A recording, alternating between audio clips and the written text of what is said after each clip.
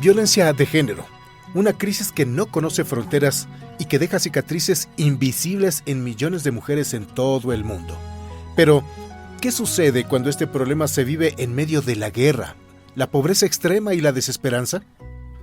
Hoy en el Cuaderno de la Salud hablamos con Gisela Silva González, psicóloga ecuatoriana que ha trabajado en la primera línea de crisis humanitarias con Médicos Sin Fronteras, desde la República Centroafricana, donde atendió a sobrevivientes de violencia sexual, hasta Sudán del Sur y la Franja de Gaza, donde la salud mental es clave para resistir el horror.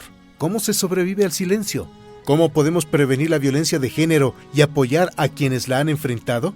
Descúbrelo en esta conversación imprescindible. Sobrevivir al silencio, experiencias y estrategias contra la violencia de género. Comenzamos.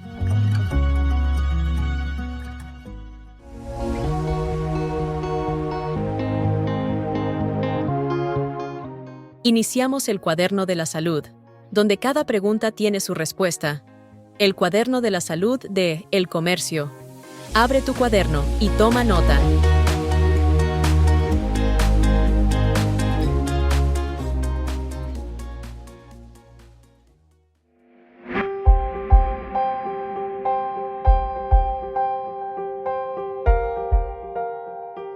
Hola, ¿qué tal? Cordial saludo, bienvenidas a un nuevo episodio del Cuaderno de la Salud, el espacio donde exploramos temas que impactan nuestra vida y nuestro bienestar. Hoy abordaremos una realidad que sigue cobrando víctimas en todo el mundo, la violencia de género, y lo haremos de la mano de una invitada excepcional, cuya experiencia en el campo de la salud mental y la ayuda humanitaria nos dará una mirada profunda y esclarecedora. Ella es Gisela Silva González, psicóloga ecuatoriana con varios años de trayectoria en Médicos Sin Fronteras. Su labor la ha llevado a algunos de los lugares más hostiles del planeta, donde la violencia y la crisis humanitaria han dejado cicatrices imborrables. En 2020 fue responsable de la salud mental en un proyecto contra la violencia sexual en la República Centroafricana, enfrentándose a una realidad devastadora, pero también a historias de resiliencia y recuperación. En 2022 trabajó en Sudán del Sur, el país más joven del mundo, abordando los estragos de la malnutrición, del VIH y también de la tuberculosis en comunidades vulnerables. Y en 2024 estuvo en el sur de la Franja de Gaza, uno de los escenarios más difíciles y dolorosos de la actualidad, donde la salud mental es un pilar esencial para la supervivencia. En esta conversación, Gisela nos va a compartir experiencias impactantes, los desafíos que ha enfrentado en su labor y, sobre todo, estrategias y recomendaciones clave para prevenir la violencia de género, un problema que sigue afectando a millones de mujeres en el mundo, incluidas muchas en nuestro propio país. Así que quédate con nosotros porque esta no es solo una entrevista, es un llamado a la conciencia y también a la acción. Y recuerda, si te interesa el contenido que hacemos en el Cuaderno de la Salud, suscríbete, activa las notificaciones y comparte este episodio. La información puede salvar vidas. Comenzamos.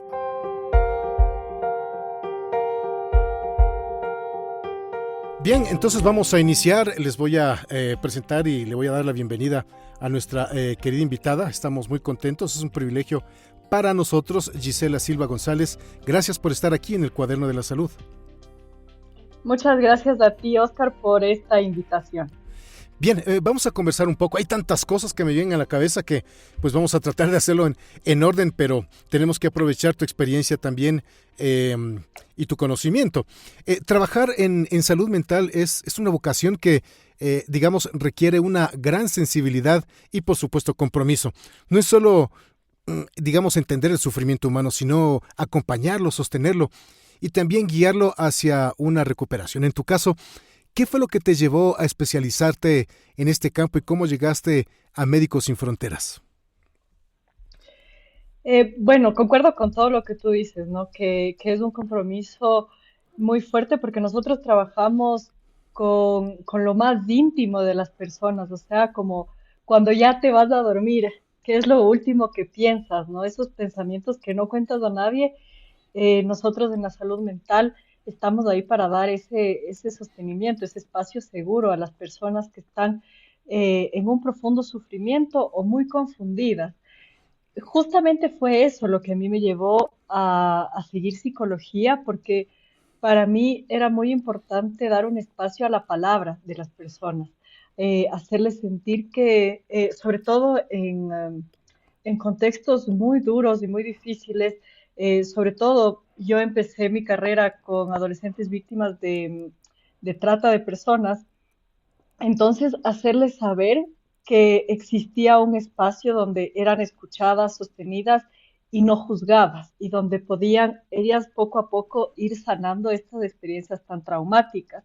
Eso fue lo que a mí más me inspiró eh, para encaminarme hacia la psicología y después, bueno, especializarme ya en cositas en salud mental.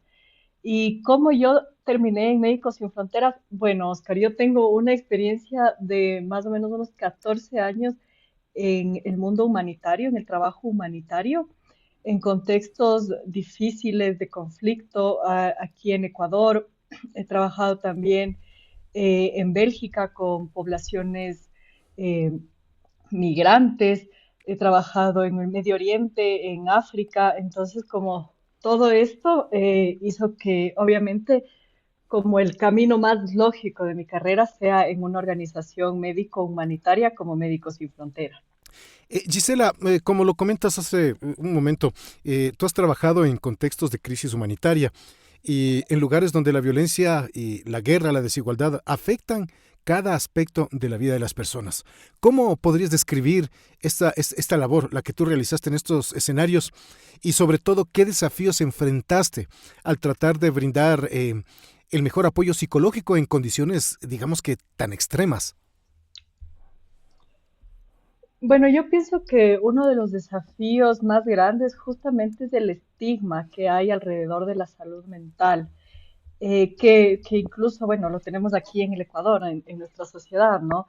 Que, que poco a poco lo vamos rompiendo, pero que en estos contextos de conflicto, lastimosamente no es el primer reflejo para varias de las poblaciones pensar en necesito sostenerme emocionalmente, que obviamente es muy válido, porque si es que tú no tienes satisfechas tus necesidades básicas, agua, luz, vivienda, comida, no vas a buscar un acompañamiento emocional, sino que vas primero a centrarte en estas necesidades básicas y después, en una segunda o tercera etapa, vas ya a buscar ayuda profesional que te ayude a gestionar tus emociones, los eventos traumáticos. Entonces, ese sí es un gran desafío, pero por eso nosotros en Médicos Sin Fronteras trabajamos con un equipo holístico de promoción de la salud, por ejemplo, que ellos pasan mensajes sobre la importancia de salud mental. Igual nuestros colegas médicos, enfermeros, también están como al tanto de la importancia de la salud mental. Les dicen a los pacientes cuando ya les ven en un sufrimiento importante que deberían visitar al servicio de salud mental. Entonces nosotros trabajamos bastante con un sistema de referencias, que es lo que nos ayuda. ¿Tú crees que han cambiado un poco las cosas, Gisela? Lo que dices es tal cual, es correcto. Sí, muchas veces se deja de lado, en situaciones de crisis, sobre todo, el asunto de la salud mental, porque claro, siempre estamos viendo lo físico y lo mencionaste, la comida, el agua, refugio.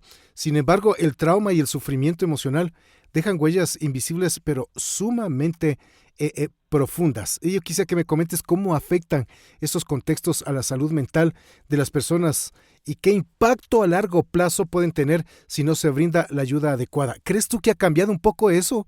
Ahora estamos un poco más conscientes de que la salud mental, somos seres integrales, ¿no? Y tienen que ir lo uno con lo otro. Sí, yo como te digo, voy 14 años ya en el mundo humanitario y veo que va cambiando.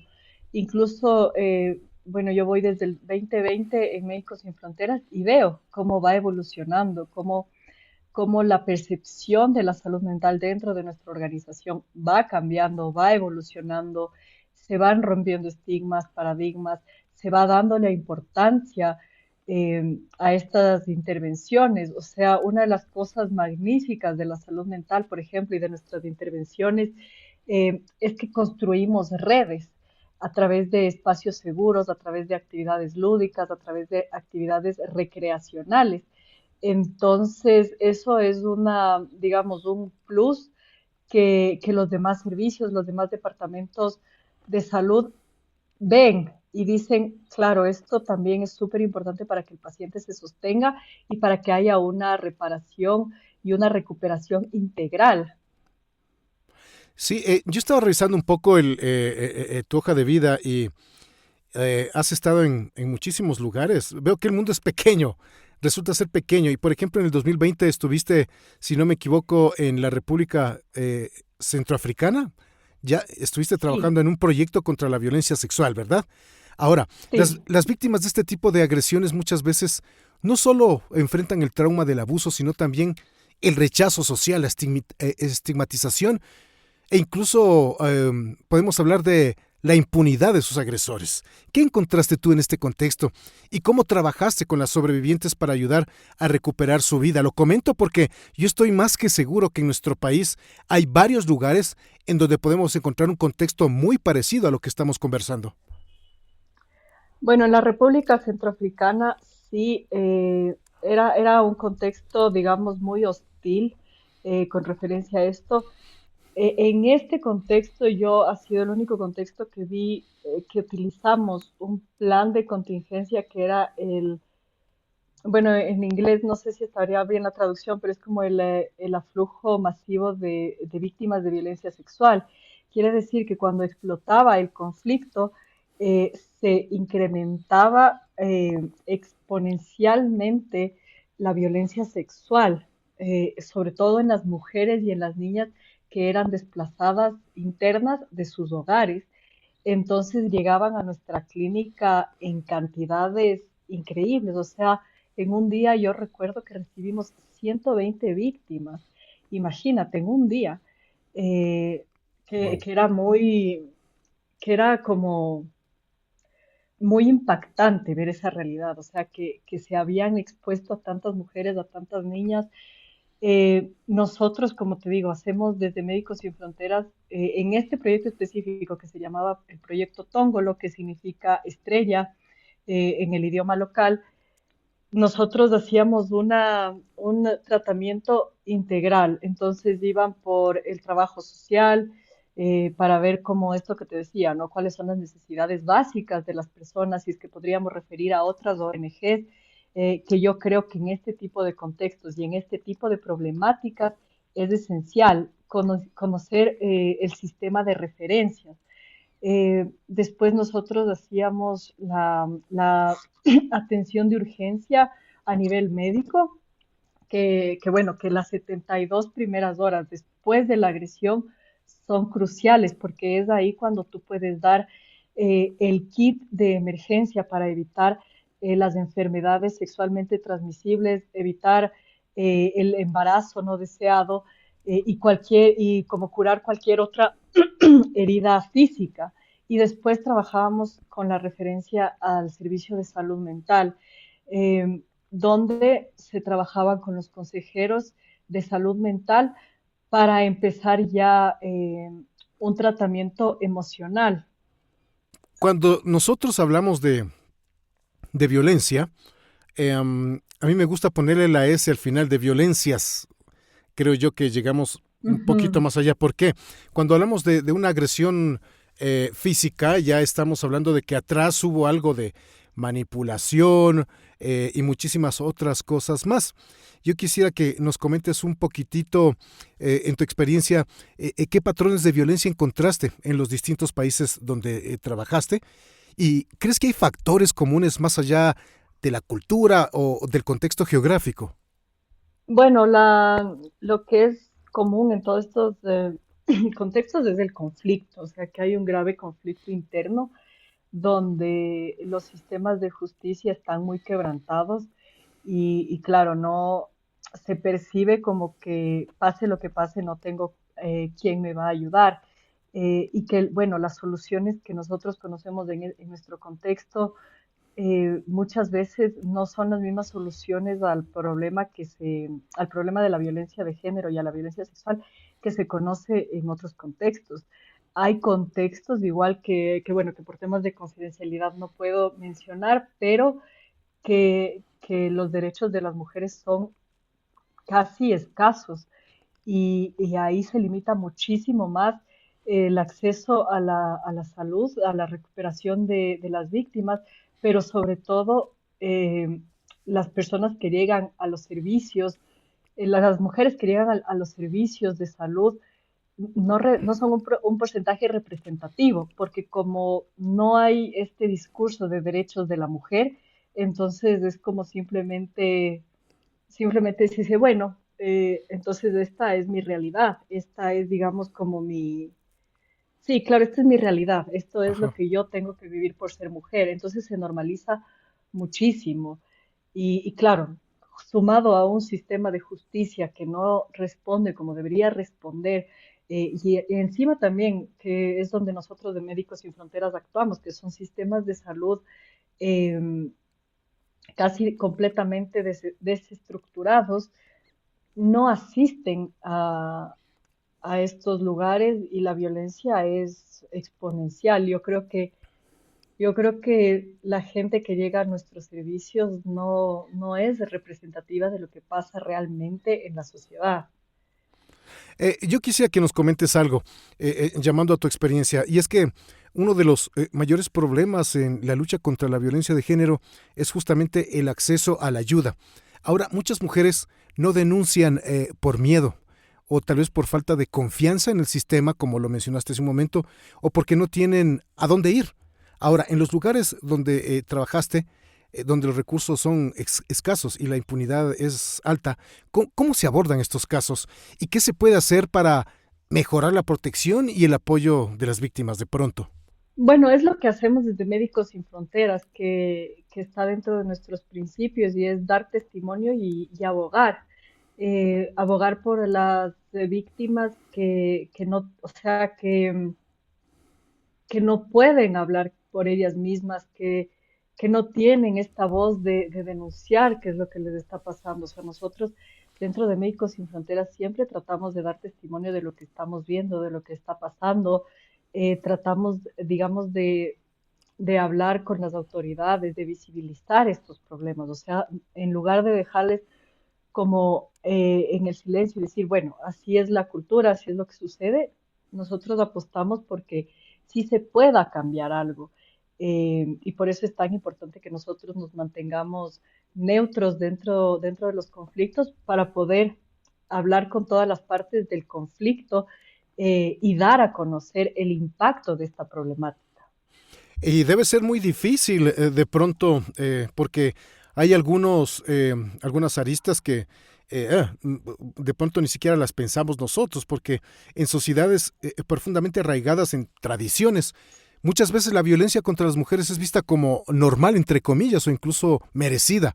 Ahora, desde tu experiencia, ¿cómo influyen la cultura y las creencias en la percepción de la violencia de género y en esta disposición de las víctimas a buscar ayuda? ¿Cómo se puede trabajar en un cambio de mentalidad?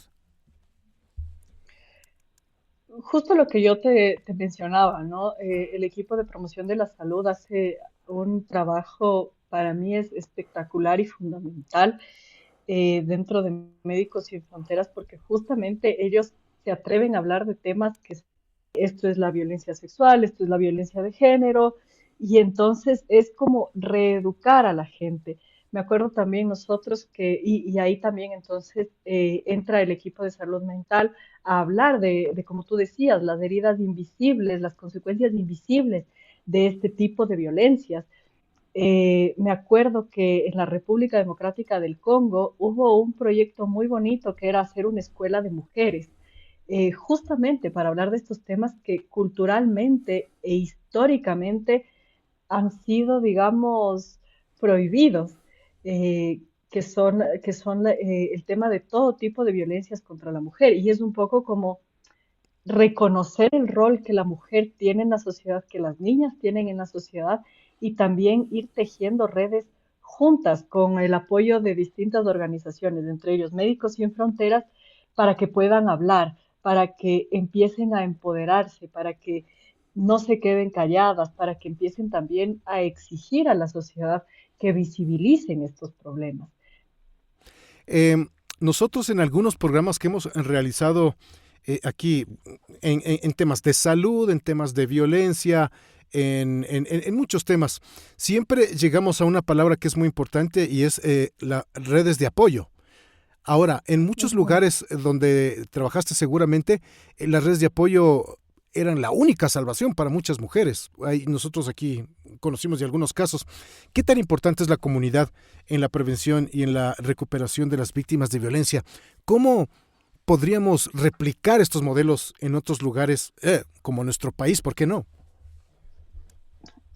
Claro, es fundamental. O sea, esto de las redes eh, es fundamental y yo te diría que también en Médicos Sin Fronteras es una cosa muy reciente también. O sea, en el mundo en general de la salud y de la salud mental, esto de abordar los temas, digamos, las enfermedades de la recuperación y la prevención desde un ámbito familiar es un paradigma que ha cambiado, ¿no? Antes era como muy individualizado todo.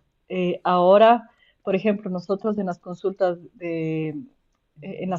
que hacemos, cuando vemos a la persona que está con un riesgo importante, nosotros decimos como necesita tener un referente familiar o un referente de confianza a quien nosotros podamos acudir y hacer un plan de seguridad.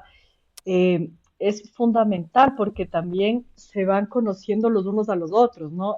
Nosotros hacemos esto, por ejemplo, más que nada en mujeres que son parte del programa de malnutrición con sus hijos y les ponemos en contacto las unas a las otras para que se miren distinto, para que la una vaya aprendiendo de la otra, para que entre ellas despejen sus dudas y sin sentirse juzgadas, o sea, porque, a ver, por ejemplo, yo soy una psicóloga ecuatoriana que voy al Medio Oriente y como se puede percibir como yo estoy tratando de imponer cierta forma de ser o de hacer.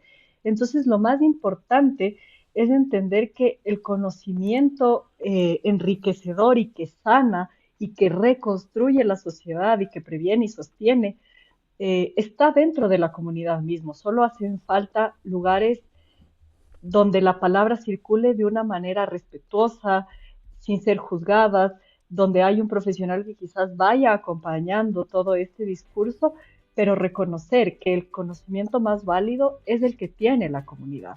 Y eso también lo hacemos muy, muy de cerca desde el Servicio de Salud Mental en conjunto con el Servicio de Promoción de la Salud. Y quizás, ¿por qué no? Eso se podría replicar mucho aquí en el Ecuador. Trabajar hombro a hombro con promoción de la salud y salud mental. Estimada Gisela, tenemos que compartir un corto mensaje en este momento. Y a las personas que nos escuchan en cualquier parte del mundo, recordarles que este es un producto del comercio y que es importante suscribirse y también compartir este contenido que es para mejorar la calidad de vida de las personas. Vamos a escuchar el mensaje.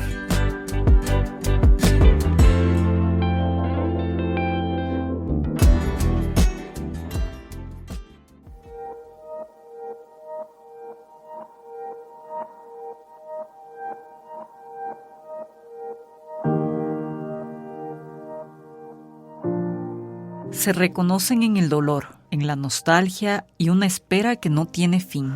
Son los niños coraje, aquellos que se entrelazan en las miradas, en quienes la dulzura intenta ganar espacio a la huella de la violencia. Una mamá no reemplaza, una abuela no reemplaza a una mamá. Por más amor que yo quiero darle a mi Alan, matar a mi hija. O sea, con gusto yo hubiera dado mi vida.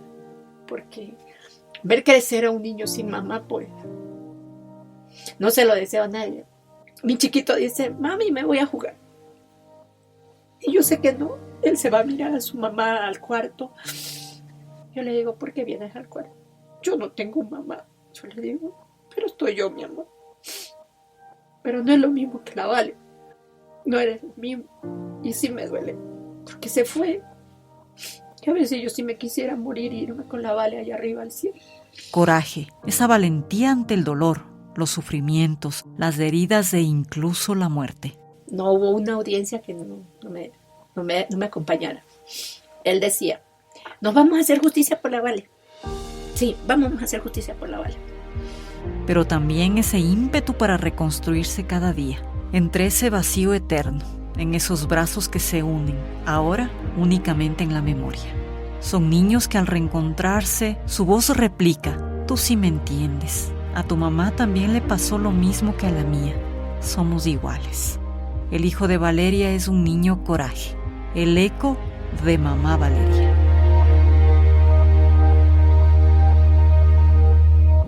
Niños Coraje. Es el 7º capítulo del podcast Esperanza. Escúchalo en Spotify, Apple Podcast o en tu plataforma de podcast favorita.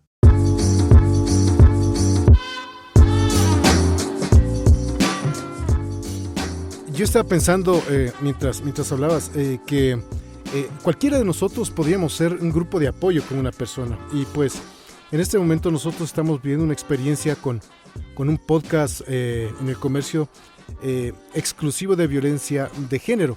Y hay algunas cosas que nosotros deberíamos tener en cuenta para poder compartir con la gente, porque cualquiera de nosotros podríamos ser una red de apoyo, pero necesitamos algo de conocimiento para hacerlo de la mejor manera. ¿Qué recomendaciones podríamos dar a quienes están en ese caso? Pueden ser un grupo de apoyo o para quienes trabajan con víctimas de violencia de género, pero para ofrecer un apoyo efectivo y sobre todo sin revictimización, que es sumamente importante también. Lo que yo diría en todos los contextos, si es que, o sea, incluyendo aquí en el Ecuador, ¿no? Si es que eh, conoces a alguien o sospechas que alguien está viviendo violencia de género, y quieres apoyar a la persona, acercarte a donde un profesional, donde un psicólogo, donde una psicóloga y preguntar. Y te puede dar como un poquito más de luces, ¿no? De qué es lo que puedes hacer, de qué es de cómo se puede abordar eso. O sea, si es que ya sospechas, si es que ya tus sospechas son, eh, digamos, muy, muy grandes y tienes esa duda, tú mismo acudir a un profesional y mirar qué es lo que puedes hacer. Incluso te pueden guiar de cómo activar lo que se llama la ruta ya de apoyo. Por ejemplo, si es que es un menor de edad, una menor de edad, o si es que la mujer está en una situación de muchísima vulnerabilidad, si es que ya se pueden activar rutas de protección. Lo mejor sería ahí ir donde un profesional y mirar qué es lo que se puede hacer. Igual, hablar con la persona y ofrecerle, o sea, decirle como, mira, deberías ir a un profesional de la salud mental para comentarle tu situación. No me cuentes a mí todo lo que estás viviendo, porque quizás yo te puedo dar una perspectiva mucho de amistad, ¿no es cierto? Con ese afecto, con ese cariño que caracteriza a la relación. Pero quizás si es que vas a una profesional de la salud mental, sería muchísimo mejor. Entonces, siempre tratar de reenviar eh, a, a gente que pueda contener estos relatos de una manera más profesional y sobre todo más neutra. Yo creo que es lo que todos podríamos hacer, como el granito de arena que todos podríamos poner para ayudar a estas personas. Que sería un gran consejo también, sería el inicio de poder abrir un poco los ojos de la persona y encontrar lo que está buscando. Ahora, sabemos que tú trabajaste en Sudán del Sur y trabajaste en proyectos enfocados en malnutrición y también enfermedades devastadoras como el VIH y también la tuberculosis. Ahora, nosotros muchas veces separamos la salud física de la salud mental, pero en estos contextos, ¿cómo viste tú que se interconectan las dos cosas? ¿Cómo afecta el estado emocional de una persona su capacidad de recuperación ante enfermedades físicas como las que te mencioné hace un momento? Bueno, nosotros en Médicos Sin Fronteras, una de las cosas enriquecedoras que hacemos eh, es este trabajo holístico y que se integra todo, ¿no? Entonces entendemos que desde la forma en la que un doctor o una doctora da un diagnóstico va a impactar en la vida del paciente. Entonces, desde ahí nosotros, por ejemplo, desde el Servicio de Salud Mental, dábamos formaciones a los doctores, doctoras, para poder dar estas noticias devastadoras a las familias, a los pacientes, para tomarse el tiempo. Les decíamos más o menos cómo se tendría que, que dar esta noticia para que haya el menor impacto posible. También como les preparábamos en técnicas de comunicación, técnicas de escucha, que es muy valioso, porque desde ahí entendemos que la relación médico-paciente es la clave para que esa persona no viva con tanto trauma esta enfermedad. Y después de eso, como también les preparamos mucho a los médicos, de enfermeros, de enfermeras, en temas de referencia al servicio de salud mental. Entonces decimos como estos son ciertos criterios. Si es que usted mira que el paciente tiene estos signos, puede referirle a un psicólogo o a un profesional de la salud mental para que ya haya un abordaje más profundo. Entonces, claro, entender que primero la comunicación básica que nosotros tenemos en el día a día puede ya ir sanando, pero que si es que ya hay cosas que se estancan, entonces ahí sí hacer una referencia. Yo creo que como todos estábamos conscientes de, de la importancia de sostener el vínculo con los pacientes a nivel, o sea, como no solo los profesionales de salud mental, sino los profesionales de la salud en general en este proyecto de Sudán del Sur, hacía más fácil que detectemos casos y que la gente se sienta también más adherida a su tratamiento, porque eso es súper importante. Si es que una persona siente que no está siendo acogida por su médico tratante, no va a regresar, va a decir como, bueno, me voy a ir mejor a un tratamiento tradicional, que muchas veces los tratamientos tradicionales irrumpen la dignidad de las personas o les ponen en más riesgo. Entonces, si es que un médico o una médica no contuvo bien esa relación, no creó una buena relación terapéutica, no va a haber adherencia al tratamiento. El paciente va a decir, bueno, yo, ¿por qué tengo que tomarme estas pastillas si ni siquiera se dio el tiempo de escucharme? Entonces, entender que toda esa relación va a impactar en cómo la persona consiga la cura o consiga sostener una buena calidad de vida.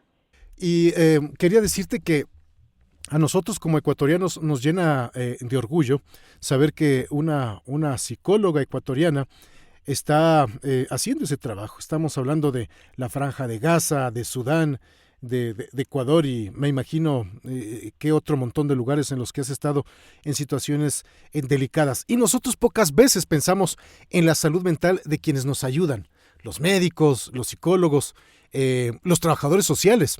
Ustedes también enfrentan algunas cosas difíciles, podríamos hablar de traumas, no sé, de lo que ven y lo que se vive en el campo seguramente. ¿Cómo manejas este impacto emocional de tu trabajo? ¿Cómo evitas que el sufrimiento ajeno de pronto te consuma? Bueno, yo pienso que primero es con la experiencia, o sea, con la experiencia uno va sabiendo ya cuáles son, digamos, los signos que yo veo en mí para decir, tengo que poner un pare, tengo que hacer una pausa, tengo que irme de vacaciones, tengo que pedir unos días de descanso.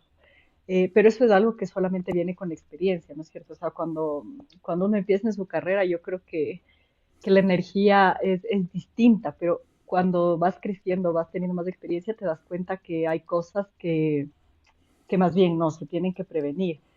Eso por un lado, entonces conocerte muy bien, conocer tus límites. También yo pienso que esto de conocer tus límites no solo emocionales, sino también como de capacidades. O sea, un psicólogo no tiene por qué ser bueno para todo. Es como un médico, ¿no es cierto? Como si es que soy cardiólogo, quizás yo no puedo ser ginecólogo también. Entonces, si es que ya veo que el problema viene de otro lugar, puedo referir. Es lo mismo con un psicólogo, no todos somos especialistas en todo. No sería sano serlo tampoco. Entonces, poder activar este tipo de referencias es súper importante. saber qué casos a mí, por ejemplo, me impactan más que otros y poder pedir ayuda a mis colegas. Es lo que yo siempre les digo cuando estoy en el terreno en Médicos Sin Fronteras. Si es que un caso para ustedes les parece difícil, pidan ayuda a sus supervisores, pidan ayuda a sus superiores, que les ayuden como un poco a sobrellevar estas dificultades. Porque, como tú dices, trabajamos con gente, trabajamos con personas y entonces en esa relación también nosotros somos tocados. Eh, Conocer también tus límites de seguridad. O sea, nosotros como humanitarios, por ejemplo, no tenemos que ayudar a pesar de todo. Nosotros también seguimos en el terreno reglas de seguridad, por ejemplo, donde si es que no se cumplen las garantías para que los equipos estén seguros y hagan su trabajo de manera, de manera segura, no vamos ahí, no entramos ahí. Y es lo que también me pasaba cuando yo trabajaba aquí en el terreno en Ecuador, ¿no es cierto? Es la misma lógica. Si es que no hay las garantías para que yo haga mi trabajo y salga sana y salva, entonces se suspende la actividad, no hay ningún problema. Porque si es que tú no estás a salvo, ni siquiera ya vas a poder ayudar a otra gente. Entonces, eso es algo que hay que tener muy en cuenta y finalmente, por ejemplo, nosotros en Médicos Sin Fronteras tenemos lo que se llama la unidad de apoyo psicosocial y entonces cuando ya nos sentimos muy rebasados, hacemos una llamada a esta unidad para un poco desfogar, ventilar todas las emociones, todas las cosas que estamos viendo en el terreno y así que el impacto emocional se reduzca, pero sobre todo poder seguir siendo funcional dentro del terreno, porque un profesional que está quemado no es funcional para nadie. Claro, claro, definitivamente. Ahora, estar en lugares donde la violencia y el sufrimiento son el día a día de miles de personas debe ser muy difícil, pero seguramente ahora que estamos hablando un poco de violencia de género, has visto muchísimas historias de resistencia, de mujeres que logran reconstruirse. ¿Hay alguna historia que puedas contar en particular que haya marcado tu vida y que haya reafirmado que este es el camino que tú quieres seguir? Mm, bueno, yo creo que hay muchas historias, pero bueno, yo recuerdo el caso de una chica como lindísima físicamente y también o sea, como su mundo interno, era sus sentimientos y todo. Ella era una chica hermosa y llegó a nuestro servicio. Ella tenía dudas de si es que era víctima de violencia de género o no. Entonces ella llegó al servicio para preguntarnos, o sea, dijo, a mí me está pasando esto, el otro, el otro, el otro, el otro, expuso su caso y bueno, fue como una caja de Pandora, ¿no? Ella nos decía una cosa y se abría otra y otra y otra y otra y otra. Entonces, claro, esta mujer era víctima de violencia de género eh, y bueno, ella a pesar como de todas las dificultades culturales, sociales, económicas, del estigma, ella decidió separarse de esta persona, de su pareja, y llevar a su hija con ella, a pesar de todo. O sea, el tema cultural y social puede pesar un montón en estas decisiones. Y a pesar de eso, ella nos dijo como, yo solamente necesito su apoyo emocional. O sea, ni siquiera les estoy pidiendo dinero, no les estoy pidiendo nada, solo no me dejen sola en este proceso. Y ella se empoderó, o sea, fue en cuestión de unos 2, 3 meses que ella logró como decidir su vida, crear su pequeña red de apoyo, porque en estos contextos, lastimosamente, si es que ayudas a una mujer que está siendo víctima de violencia, te vuelves un poco como cómplice, entonces también puedes ser señalado, pero ella se empoderó tanto y a la final, bueno, ella tomó a su hija y se fue, se movió de ciudad, consiguió el dinero ella sola, o sea, ella se movió. Y yo decíamos con mis colegas, ¿no? Como, wow, o sea, capaz y uno se hubiera, o sea, yo me hubiera cansado quizás de todo ese peso, ¿no? Que estaba sobre ella y hubiera dicho como, ya me quedo aquí, o sea, hubiera sido como, digamos, lo más fácil, entre comillas, pero ella como decidió ser, no sé, decidió diferente y lo decidió también por su hija. Y yo creo Ujú. que esa historia, siempre cuando veo las fotos, a veces yo veo una foto que nos tomamos la última vez que nos vimos con esta señora y es una historia muy bonita, o sea, una historia muy inspiradora, la verdad. Definitivamente, claro que sí, lo imaginamos. Ahora, mira, para cerrar, yo quisiera preguntarte algo muy, pero muy personal. Tú trabajas en un mundo de caos, en medio de guerras, abusos, de crisis humanitarias, y sin embargo sigues adelante. ¿Ah? ¿Qué es lo que te da esperanza? ¿Qué te hace creer que vale la pena seguir luchando? De corazón. Bueno, o sea, yo tengo una frase, ¿no? Que siempre digo, y qué bueno que se ha dado ahora la oportunidad de poder compartirlo con más gente. Esta frase siempre me digo a mí misma, ¿no? Como yo he visto lo peor del ser humano, digamos. O sea, yo he estado en contextos que si te describo ahora, yo creo que no podrías creerlo de lo tan fuerte que es. Entonces, como tú dices, yo he trabajado en temas de violencia sexual muy crudos, muy fuertes, en temas de tortura, o sea, igual muy fuertes, eh, que se pone, o sea, que se visibiliza lo peor del ser humano. Pero también, así como he visto esto, he visto como en estos contextos lo más lindo también del ser humano, como cuando alguien necesita ayuda, mucha gente se une, mucha gente empieza a reunir fondos, la gente empieza a moverse, empieza a apoyar.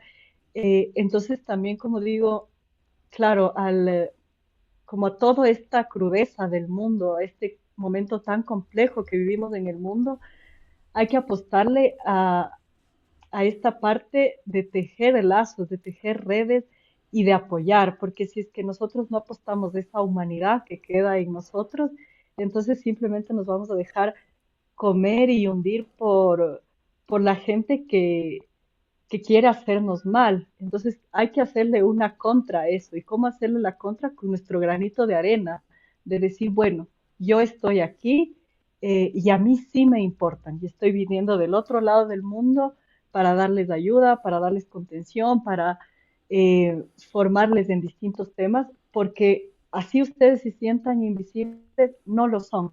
Aquí estoy yo. Eh, entonces eso es lo que a mí me hace seguir también, como hacer saber a las demás personas que la esperanza puede venir de distintas partes del mundo y que la humanidad nos mueve realmente a muchas personas también. Gisela, muchísimas gracias. Como te dije hace un momento, nos llena de mucho orgullo como ecuatorianos saber que una psicóloga ecuatoriana está realizando ese trabajo tan loable, tan fuerte y que estás ahí en la lucha. De verdad, queremos agradecerte. Muchísimas gracias a ti, Oscar, por esta entrevista. Ha sido muy bonita para mí.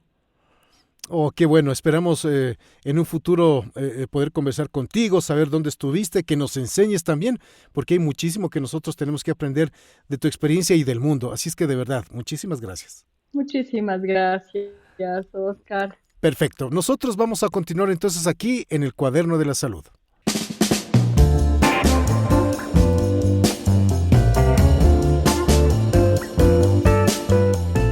Bien, para cerrar, la violencia de género no es un problema lejano, es una realidad que enfrentan miles de mujeres cada día. Pero el silencio no es una opción.